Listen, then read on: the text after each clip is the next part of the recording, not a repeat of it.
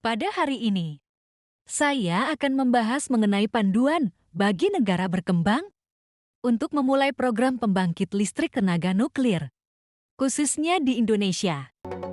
Sebagai bagian dari transisi energi menuju net zero emission 2060, pemerintah memasukkan nuklir sebagai salah satu sumber energi. Pemerintah Prabowo Subianto menargetkan nuklir sebagai salah satu komponen penyumbang listrik sebesar 18 gigawatt pada 2040.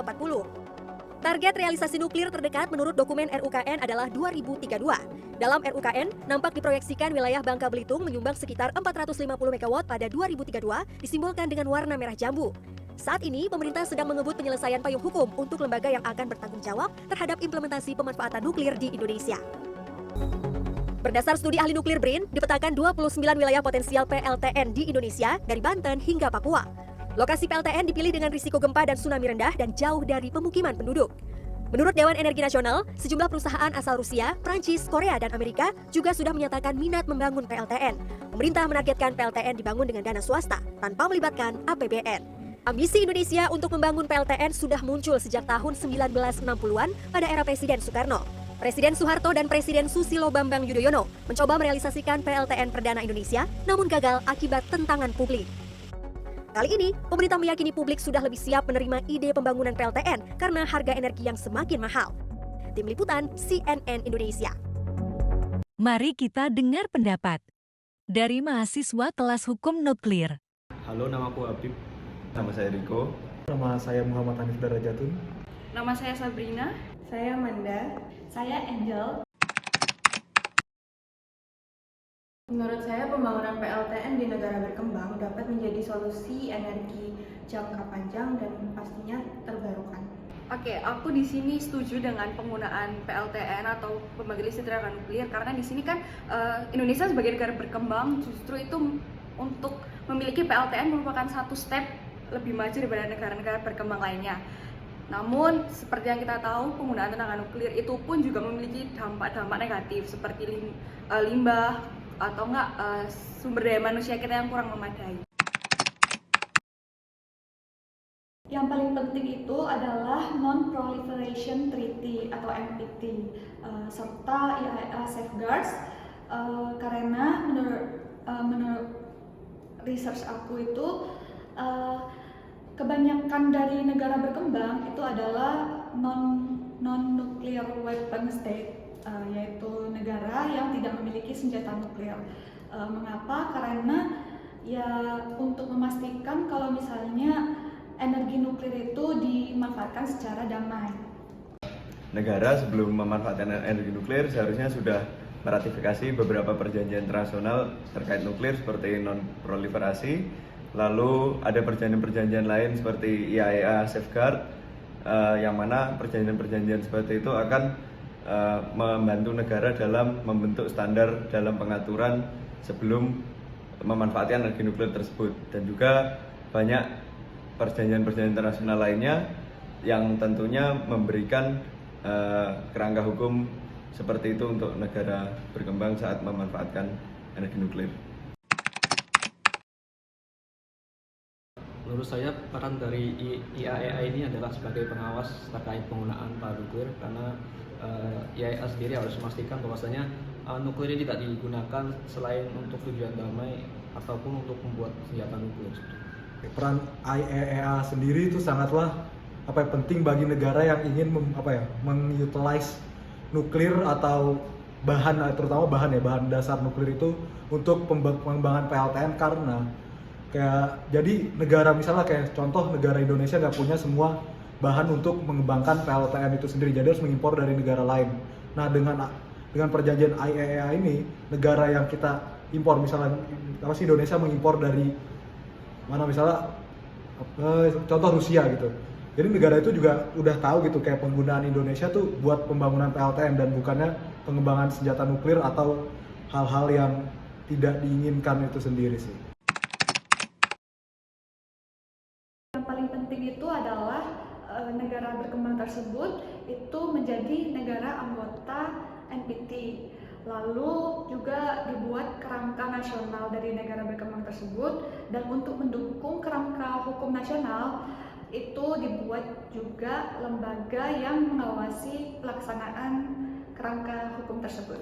Seperti yang kita tahu, nuklir itu tidak bisa disepelekan dalam pemanfaatannya, sehingga negara tentunya mempunyai banyak PR dalam penerapannya, yang mana tentunya hukum sangat dibutuhkan di penggunaannya, seperti bagaimana pemerintah meregulasi, mengatur sehingga nuklir digunakan dengan baik dan tidak membawa dampak yang buruk dalam pemanfaatannya. Yakni menurut saya seharusnya pemerintah menyediakan kerangka hukum yang sangat yang sesuai, yakni dengan comply dengan peraturan-peraturan internasional dan juga peraturan-peraturan teknis pun yang seharusnya up to date, dan juga dalam penggunaannya dalam implementasinya pemerintah juga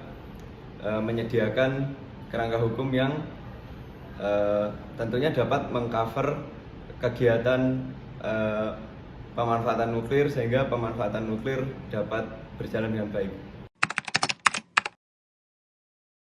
Aspek hukum utama yang pasti keselamatan, kemudian lingkungan, dan terakhir ini aku pikirnya untuk anti korupsi ya, karena PLTN ini membutuhkan biaya yang besar, jadi rawan untuk dikorupsi. Seperti yang diperlukan, yakni yang pertama sudah pasti perizinan dalam pembangunan PLTN, lalu yang kedua adalah standar keselamatan apabila terjadi bencana, lalu yang kedua adalah bagaimana mekanisme pengelolaan limbah dari nuklir itu sendiri, lalu yang terakhir adalah kompensasi atau tanggung jawab apabila terjadi dampak yang tidak diinginkan terhadap warga sekitar. Menurut saya, tahapan yang perlu dilakukan bagi negara berkembang yang akan mengembangkan teknologi PLTN, yakni pertama-tama tentunya perlu meratifikasi perjanjian internasional, lalu membuat undang-undang nasional yang selaras dengan perjanjian internasional yang telah diratifikasi tadi, dan yang terakhir tentu membentuk badan pengawas serta badan pelaksana yang sesuai dengan peraturan perundang-undangan yang telah ditentukan. Langkah hukum yang dapat diambil oleh negara yang ingin mengembangkan PLTN sendiri itu sih menurut aku ya, pertama ya bisa meratifikasi aturan hukum internasional yang sudah ada, dan ya itu mungkin keduanya setelah sudah meratifikasi bisa diimplementasikan kepada undang-undang nasional itu sendiri, yang dimana nanti ada aturan turunannya juga, dan yang dimana nanti bisa dibuat lembaga dari aturan-aturan tersebut itu sendiri. Dan lembaganya, contoh lembaganya mungkin ya kayak lembaga yang kayak instansi pemerintahan, mungkin turunan dari lembaga Kementerian SDM mungkin, atau habis itu bisa jadi juga nanti dibuat, kan ini usaha juga ya, namanya PLTN kan usaha, dan dimana ini harusnya apalagi untuk keinian umat banyak lah, kepentingan orang banyak juga, bisa dibuat mungkin badan usahanya juga, atau misalnya contohnya mungkin pertama-tama diatur oleh negara dulu, misalnya dibentuk BUMN, dan ya setelah itu juga dibuat organisasi juga untuk mengatur kayak contoh kayak dampak terhadap lingkungan, misalnya kayak limbahnya atau gimana gitu, kayak untuk waste managementnya lah gitu ibaratnya. Menurut saya adanya penolakan dari masyarakat yang tidak ingin mendirikan PLTN di suatu negara berkembang itu dikarenakan adanya suatu stigma dari masyarakat itu sendiri, sehingga pejabat ataupun pemerintah yang memang memiliki kewenangan untuk mendirikan PLTN di negara berkembang itu perlu melakukan adanya konsultasi publik bersama masyarakat untuk menjawab keresahan yang selama ini mungkin ada di benak masyarakat itu sendiri. Menurutku solusi yang bisa diambil jika masyarakat tidak setuju dalam pembangunan PLTN, yang jelas yang pertama harus mungkin diedukasi dulu ya. Mungkin kalau misalnya masyarakat muncul ini timbulnya tuh karena kekhawatiran masyarakat akan dampak negatifnya, mungkin bisa dijelaskan secara ibaratnya dengan baby language gitulah, kayak bahwa PLTN tuh nggak seburuk itu, dan dampaknya pun itu bisa diminimalisir dengan cara mungkin diperketat SOP-nya gitulah cara. Nah, kedua selain edukasi, menurutku juga bisa dengan transparansi itu sendiri. Mungkin pemerintah lebih jelas dalam memberitahu anggarannya, terus kayak proyeknya ini gimana gitu biar ibaratnya masyarakat nggak ragu lah. Nah, yang ketiga, itu juga bisa dengan cara, ibarat contoh PLTN-nya ditaruh di Nganjuk deh. Itu bisa harus memperlibatkan kayak warga lokal dan hal-hal yang ada di situ lah. Kayak, jadi kan otomatis disupport lah oleh daerah itu. Nah, menurutku sih kurang lebih itu sih. Berikut ini adalah dasar hukum internasional yang mengatur pemanfaatan energi nuklir untuk tujuan damai. 1. Treaty on the Non-Proliferation of Nuclear Weapons NPT, 1970. 2. Comprehensive Safeguards Agreement CSA and Additional Protocol. 3. Convention on Nuclear Safety CNS, 1994. 4. Vienna Convention on Civil Liability for Nuclear Damage, 1963 amended 1997. 5. Joint Convention on the Safety of Spent Fuel Management and on the Safety of Radioactive Waste Management, 1997. 6. Convention on Early Notification of a Nuclear Accident and Convention on Assistance, 1986. 7. Convention on the Physical Protection of Nuclear Material CPPNM 1980 and Amendment 2005.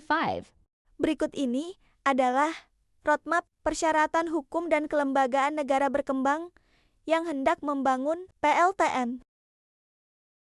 Langkah pertama adalah meratifikasi berbagai konvensi internasional utama di bidang nuklir, termasuk NPT untuk non-proliferasi, CNS untuk keselamatan reaktor, Joint Convention untuk limbah, Vienna Convention untuk tanggung jawab hukum, serta Early Notification dan Assistance Conventions 1986 untuk kesiapsiagaan darurat.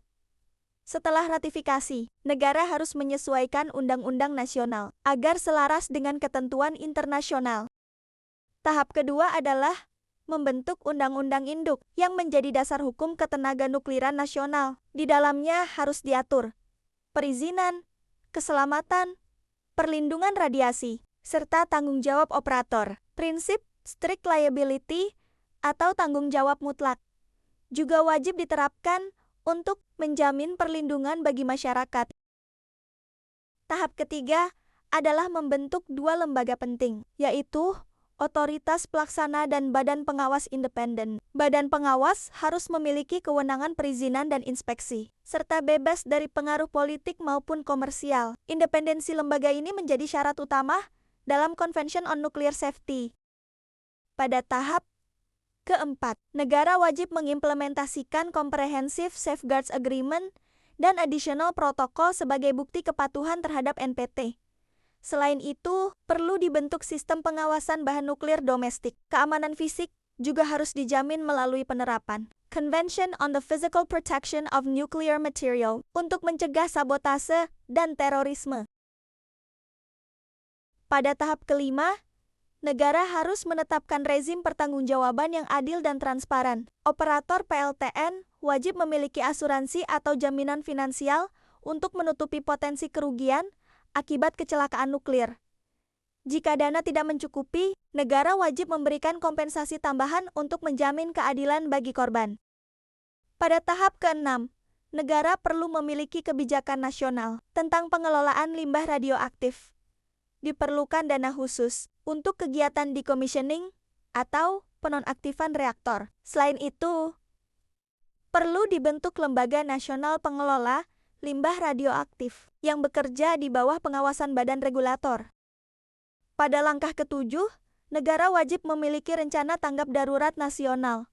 Hal ini mencakup penunjukan contact point, penyusunan sistem komunikasi publik, dan pelaksanaan simulasi rutin. Tujuannya adalah memastikan semua pihak siap menghadapi kemungkinan kecelakaan nuklir. Pada tahap terakhir, negara juga harus rutin melaporkan kemajuan dan praktik keselamatan. Evaluasi dilakukan melalui mekanisme seperti Integrated Nuclear Infrastructure Review dan Integrated Regulatory Review Service. Proses ini memastikan transparansi dan memberikan rekomendasi untuk perbaikan berkelanjutan.